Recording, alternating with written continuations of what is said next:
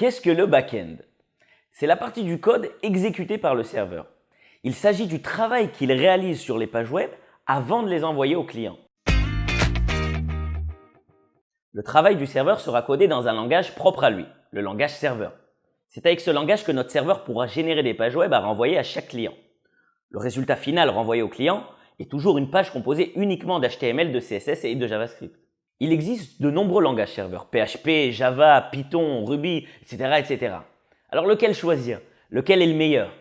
En fait, ça dépend de vos connaissances en programmation.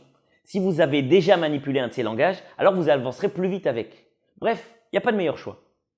Je vous recommande quand même d'utiliser un langage pour lequel vous serez sûr d'avoir quelqu'un pour vous aider. Dans la formation développeur web que je propose, j'ai décidé de vous faire débuter avec PHP. Pourquoi? Parce qu'il y a une très grande communauté sur Internet, ce qui va vous aider à trouver rapidement des solutions quand vous avez des problèmes. En plus, il est facile à utiliser. C'est idéal pour les débutants. Et aussi, WordPress est en PHP, ce qui peut être bien utile si vous voulez personnaliser vos sites basés sur WordPress. Quel que soit le site web que l'on veut faire, on aura souvent besoin d'enregistrer des informations pour les réutiliser plus tard. Par exemple, on peut avoir besoin de stocker les informations concernant les utilisateurs de notre site.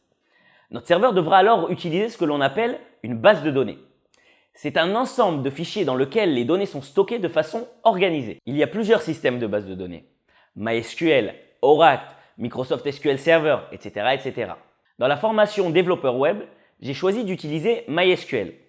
Tout simplement parce que c'est de loin le plus utilisé parmi ceux qui sont gratuits. Pour accéder aux données, notre serveur utilisera un autre langage, le SQL, qui fonctionne avec un système de requêtes.